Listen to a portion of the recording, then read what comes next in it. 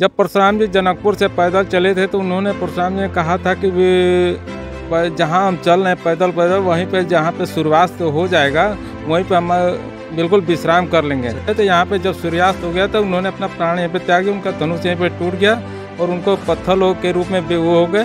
फिर वहाँ पे ले जाकर के उनकी मूर्ति को स्थापित कर दिया गया।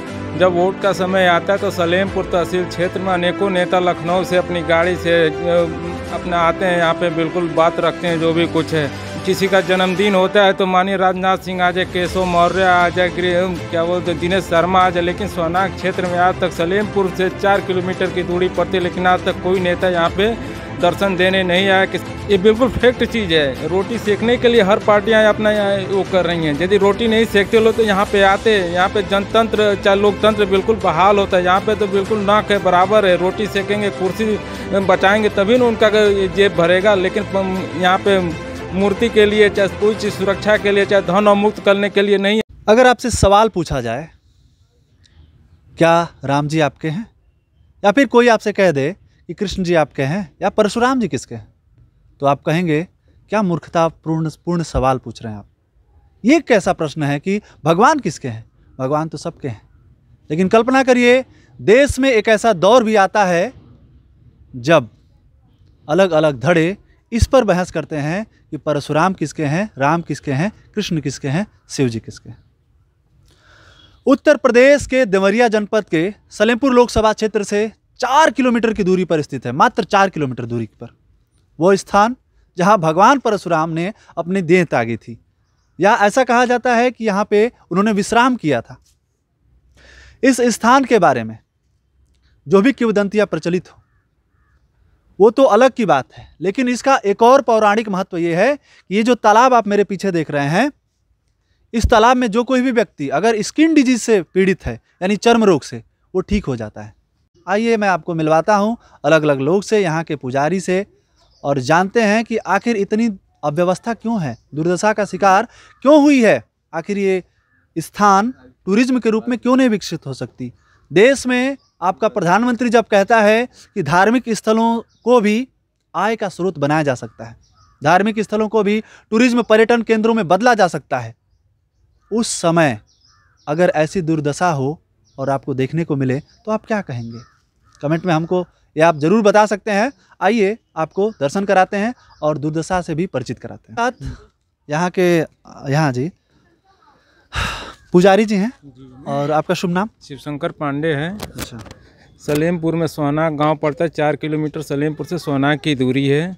नेपाल के सोहन राजा थे। अच्छा, इस तालाब के बारे में हम लोग जानेंगे। पहले इस मंदिर के महात्म्य के बारे में बताइए कि यहाँ पे क्यों परशुराम धाम बना। जब परशुराम जी जनकपुर से पैदल चले थे तो उन्होंने परशुराम जी ने कहा था कि जहाँ हम चल रहे हैं पैदल वहीं पे जहाँ पे सूर्यास्त हो जाएगा वहीं पे हम बिल्कुल विश्राम कर लेंगे। अच्छा, जहाँ संध्या हो जाएगी वहीं पे अपना तो जनकपुर से आप जानते ही हैं कि सोनाग की दूरी कितनी है। अभी तो मुझे नहीं पता कि कितनी डिस्टेंस है, काफ़ी दूरी, लेकिन काफ़ी दूरी है। तो यहाँ पे जब सूर्यास्त हो गया तो उन्होंने अपना प्राण यहाँ पे त्यागी, उनका धनुष यहाँ पे टूट गया और उनको पत्थर के रूप में वो हो गए।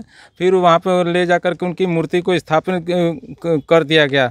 हमें चाहते हैं कि शासन के जितने भी अधिकारी लोग हैं, जितने भी नेता हैं, यहाँ पे उनको अपने फंड से इस बाबा परशुराम जी के लिए धन अवमुक्त होना चाहिए। बिल्कुल लड़ाई लेनी पड़ेगी।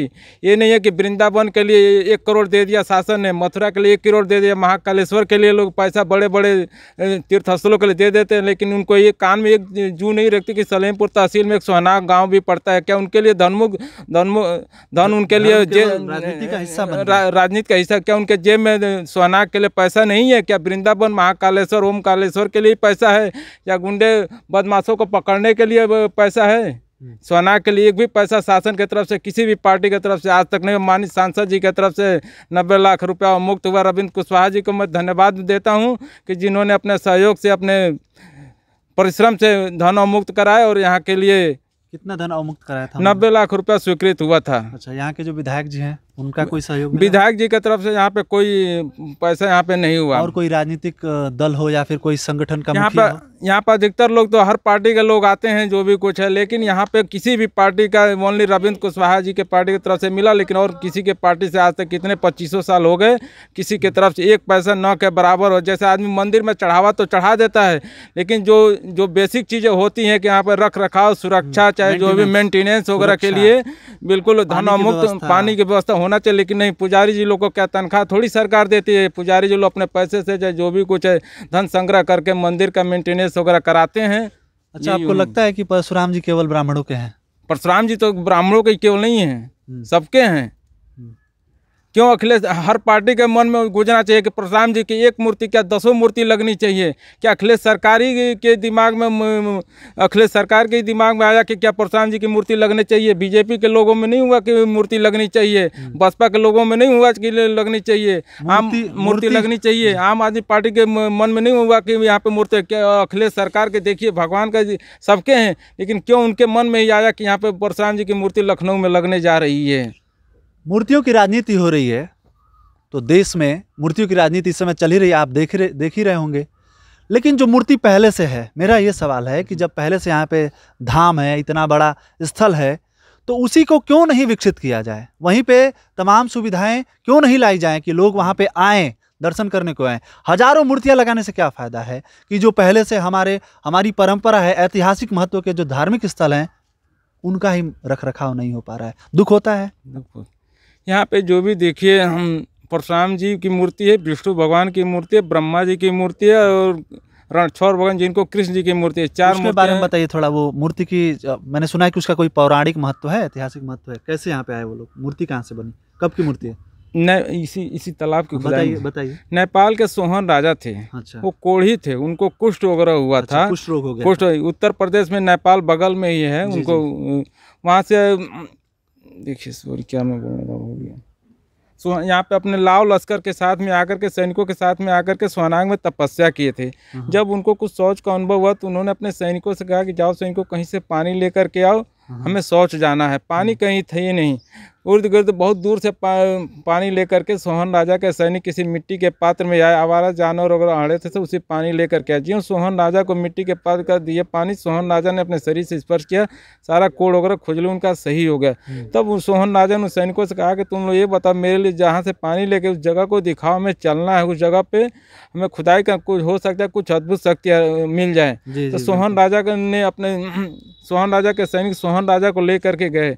जो सोहन राजा ने उस जगह को देखा, अपना लौटने लगे तो सारा उनका कोड़ वगैरह शरीर का बिल्कुल सही हो गया। तो उन्होंने कहा कि हमें इस जगह की खुदाई कराना है। तो जब सोहन राजा ने उस जगह की खुदाई करा तो उसमें जब परशुराम जी की मूर्ति मिली, परशुराम जी की माता रेणुका जी की मूर्ति मिली, परशुराम जी के पिता जमदग्नि ऋषि की मूर्ति मिली। अच्छा। जमदग्नि ऋषि की मूर्ति मिली और विष्णु भगवान की मूर्ति मिली, ब्रह्मा जी की मूर्ति मिली। यही सारी मूर्तियाँ मिला, तालाब की खुदाई में से मिला। इसको तालाब की खुदाई से करा करके वहाँ पर ले जा करके मूर्ति को स्थापना कराया गया विधि विधान के साथ में। और ये समझ लीजिए कि उनकी माता जी का मूर्ति तो हम देख नहीं रहे कहीं पे मंदिर में, मुख्य मंदिर जितनी मूर्तियाँ, इनकी माता जी रेणुका और पिता जमदग्नि ऋषि की मूर्ति स्थापित किया गया था। लेकिन कुछ दिन पहले के, बहुत पहले की बात है, आप और हमारा जन्म भी नहीं हुआ होगा, ये सारी मूर्तियाँ यहाँ से चली गई। चोरी चली गई। अच्छा, चोरी हो गई? चोरी हो गई सारी मूर्तियाँ, चोरी चली गई मूर्तियाँ। सुरक्षा की व्यवस्था पहले से ही नहीं थी? पहले से नहीं थी, ना के बराबर थी, नथिंग था बिल्कुल यहाँ पे। इस समय सुरक्षा की व्यवस्था कुछ इसमें सुरक्षा की व्यवस्था, भाजपा बहुत बात करती है, मतलब हिंदू धर्म की बात करती है, सनातन धर्म की बात करती है, तो कुछ सुरक्षा की व्यवस्था की गई है? भाजपा सरकार में है कि भाजपा सरकार तो मंदिरों की सुरक्षा बड़े बड़े मंदिरों को देती है, लेकिन ये नहीं जानती है कि सलेमपुर तहसील में सोनाग क्षेत्र भी है कि यहाँ पे जा कर के देखें, खुद आकर के शासन के अधिकारी चाहे नेता वगैरह देखें कि यहाँ पे कोई सुरक्षा के देख न के बराबर है बिल्कुल। महाकालेश्वर में इतनी बटालियन दे देगी नेता, शिरडी में दे देंगे लोग, तिरुपति बालाजी को सुरक्षा दे देंगे लोग, लेकिन ये नहीं शासन के नेता चाहते हैं कि सोनाग में कोई, सलेमपुर तहसील में सोनाग भी पड़ता है तो वहाँ पे जा कर के देखें वहाँ पे क्या कुव्यवस्था है, कितना धन के मुक्त की जरूरत है। ये वो स्थान है, इधर लाइए, जहाँ पे आप देख सकते हैं कि ये वो स्थान है जहाँ पे उनके पिता श्री जमदग्नि ऋषि और उनकी माता जी का क्या नाम था, रेणुका जी, उनकी यहाँ पे मूर्ति थी। आप देख सकते हैं शिवलिंग भी नहीं है इसमें, सब चोरी हो गया है। और चोरी हो भी क्यों ना, जब इस प्रकार की सुरक्षा यहाँ पे देखेंगे आप, दिख रहा होगा आपको यहाँ पे सैकड़ों सिपाही खड़े हैं। क्यों? वैसे मैं एक व्यंग कर रहा हूँ, व्यंग है आप पर, जनप्रतिनिधियों पर, सरकार पर, कि जब हर धार्मिक स्थल को आप टूरिज्म के रूप में विकसित करने की बात कर रहे हैं, तो परशुराम जी जो भगवान शिव के अवतार माने जाते हैं, कुछ लोगों के अनुसार भगवान विष्णु के अवतार माने जाते हैं, तो आखिर उनके इतने महात्म वाले स्थल को क्यों नहीं टूरिज्म के रूप में, पर्यटन के रूप में विकसित किया गया है। कैमरामैन से मैं कहना चाहूँगा कि थोड़ा सा रिक्वेस्ट करूँगा अंदर आएँ, थोड़ा सा ये अंदर का भी दीवार वगैरह दिखाएं। ये ईंटें आप देख पा रहे होंगे, पता नहीं कितने हजार साल पहले की, मुझे नहीं पता है, लेकिन मिट्टी से बनाई गई हैं। ठीक है, तो मैं चाहूँगा एक बार आप दीवार को घूम के एक बार बस वैसे ही राउंड करके दिखा दीजिए। हाँ, ये आप देख पा रहे होंगे पूरा का पूरा ये कैसे इसमें जंग पूरा क्या कहते हैं, कोरोजन हो गया है एक तरीके से, क्या कहते हैं, संक्षारण हो गया है, और सारी ईंटें भी खत्म हो गई हैं। क्यों आखिर इसको इतनी अनदेखी का शिकार हो रहा है? एक ऐसा दौर जब जाति की बात हो रही है और भगवान को भी जातियों में बांट दिया गया है, तो उस समय क्यों ना इसकी बात की जाए कि राजनीति के ही कारण इसका भला हो जाए, तो क्यों नहीं होना चाहिए। तो आइए अब आपको लेके चलते हैं हम मुख्य मंदिर पे, और मुख्य मंदिर पे चलते चलते हम लोग थोड़ी सी और बातचीत करेंगे पुजारी जी से, ताकि आप थोड़ा और अपने बारे में बताएं और इस स्थल के बारे में हमको बताएं कि आखिर किस प्रकार की व्यवस्था है यहाँ पे, कैसे आप लोग का खर्चा पानी चलता है, इसके बारे में थोड़ा सा हम लोग को बताइए। मंदिर के बारे में, मंदिर पे जो लोग पुजारी हैं यहाँ पे देखिए, पुजारी जी लोग के रूप में 4 लोग यहाँ पे बिल्कुल यहाँ पे मंदिर की देखभाल चाहे सुरक्षा वगैरह जैसा भी कहिए करते हैं। एक है अवध नारायण पांडे, श्री नारायण पांडे, शिव शंकर पांडे, भगवान पांडे, इनके इर्द गिर्द सभी लोग हैं यहाँ पे बिल्कुल मंदिर का देखभाल करते हैं। और यहाँ पे टर्नवाई चाहे रोज अपना सभी लोग यहाँ पे दिया भोग वगैरह आकर के यहाँ पे करते हैं। ये सब अपने खर्चे से करते हैं लोग जो भी कुछ है। और यहाँ पे 400 से 500 लेकर बंदरों की संख्या है। हम ये चाहेंगे कि शासन की तरफ से यहाँ पे कुछ इनका व्यवस्था किया जाए। कोई भी प्रसाद वगैरह चाहे कुछ भी अपना चढ़ाने आते हैं बिल्कुल छीन लेते हैं, काट लेते हैं। यहाँ पे हम लोग की जमीन होते हुए भी यहाँ पे कुछ भी खेती आदमी नहीं कर सकता है, कुछ साग सब्जी नहीं उगा सकता है। बिल्कुल ये नुकसान आपको हो रहा है बंदरों से, ये क्षति हो रहा है। मान लीजिए जब शासन के मंत्री हैं इस समय चाहे जो भी कुछ कहिए, यहाँ पे जब गए सांसद मथुरा में गई थी तो उन्होंने जब बंदरों का आतंक देखा तो उन्होंने कहा कि शासन की तरफ से ये कुछ इनका व्यवस्था होना चाहिए, नहीं तो हम अपने स्तर से बिल्कुल इसका कार्रवाई करेंगे चाहे जो भी कुछ कहिए। तो वहाँ पे तो भाई शासन के वो प्रतिनिधि हैं, उनका तो हर कोई सुनेगा। यहाँ पे पुजारी जी लोग का कौन सुनेगा? कोई सुनने वाला नहीं है। जब वोट का समय आता है तो हर पार्टी के लोग जाते हैं, सर पटकते हैं, चाहे विधानसभा का चुनाव हो, चाहे लोकसभा का चुनाव हो, चाहे प्रधानगी का चुनाव हो, चाहे जिला पंचायत अध्यक्ष का चुनाव हो, कोई भी चुनाव, इतने सारे चुनाव है, लोग जाते हैं अपना बिल्कुल सेकते हैं रोटी। लेकिन यहाँ पे हर नेता हर दर्शन करने हर जगह जाते हैं, लेकिन यहाँ पे नेताओं के कान में जू नहीं रखते। क्या सलेमपुर तहसील में एक सोनाग गांव भी है कि चले हम वहाँ पे दर्शन करें, यहाँ की व्यवस्था को देखें कि कैसे यहाँ का काम धाम चलता है, कैसे सुरक्षा न के बराबर है। इसीलिए हम किसी पार्टी विशेष के रूप में नहीं कुछ कहना चाहते हैं, क्योंकि हमारा कहना भी फर्ज नहीं है। हर शासन के अधिकारी कर्मचारी चाहे जो भी कुछ यहाँ पे आकर के लोग देखें, बिल्कुल यहाँ की कुव्यवस्था देखें कि कैसे यहाँ का बिल्कुल दुर्व्यवहार है, यहाँ पे क्या यहाँ पे कमियाँ है, वो अपने स्तर से बिल्कुल यहाँ के लिए धन अवमुक्त करे कि यहाँ मंदिर का बिल्कुल कुछ विकास हो सके। यहाँ पे आप यहाँ पे देख सकते हैं चारों तरफ। ये यहाँ पे थोड़ा मैं चाहूँगा कैमरामैन से कि वो ये वाला दृश्य दिखाएं, ताकि शासन प्रशासन में अगर थोड़ी सी भी शर्म बची हो। थोड़ा सा आप इधर हो जाइए ताकि ये दिखा सकें। ये दिखाइए थोड़ा सा यहाँ पे साफ सफाई का चाक चौबंद। वहाँ पे देखिए, वहाँ पे एक वो डस्टबिन रखा गया है, लेकिन मुझे नहीं लगता कि वहाँ पे कुछ भी उसकी उपयोगिता है बंदरों की वजह से। अच्छा, ठीक है। तो ये यहाँ पे देख सकते हैं आप लोग, प्लास्टिक इतना पड़ा है यहाँ पे। अगर सफाई कर्मी भी एक होता, या भी सरकार को इस पर ध्यान देना चाहिए कि नहीं देना चाहिए। मैं तो ये सोच रहा हूँ कि क्या सच में सरकार में वो चीज़ बचा है। सर, ये श्री परशुराम चंडिका वेद, ये माँ का क्या मतलब है? संस्कृत उत्तर माध्यमिक विद्यालय, सोहनाग देवरिया, उत्तर प्रदेश। वेदो अखिलो धर्म मूलम, वेद ही सबसे बड़ा धर्म है, इसका ये अर्थ है। और आप देख सकते हैं अंदर व्यवस्था है, ताला लगा हुआ है। तो हम चाहेंगे कि बाहर से ही आप थोड़ा सा दिखा दीजिए। इसमें कमरे हैं और इसमें चलता है, पाठशाला चलती है, संस्कृत वेद की पढ़ाई होती है यहाँ पे, धर्म की शिक्षा दी जाती है, संस्कृत की पढ़ाई होती है। सभी भाषाओं की जननी संस्कृत की पढ़ाई होती है और इस क्षेत्र में भी आप लोग अलग जगा रहे हैं। ये देख सकते हैं आप, कमरे हैं, इसमें अलग अलग कमरे हैं। खोल दीजिए गेट।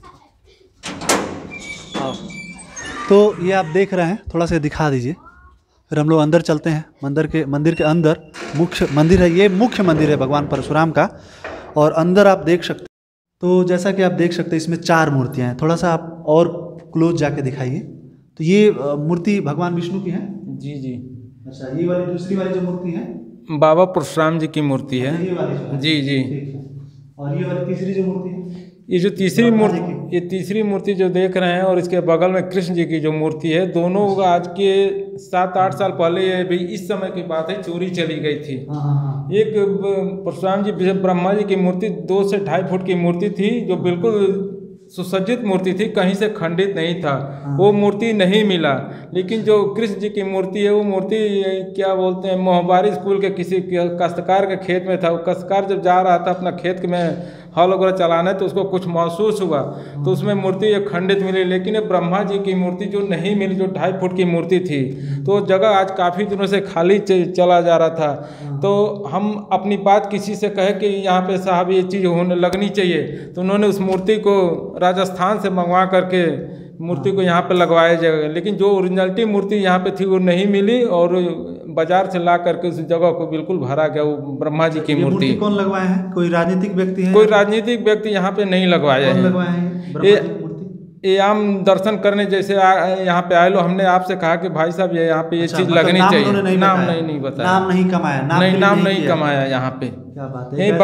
यही बगल के गांव पड़ता है, क्या बोलते हैं, तिलौली के पास में पकवा पर गांव है।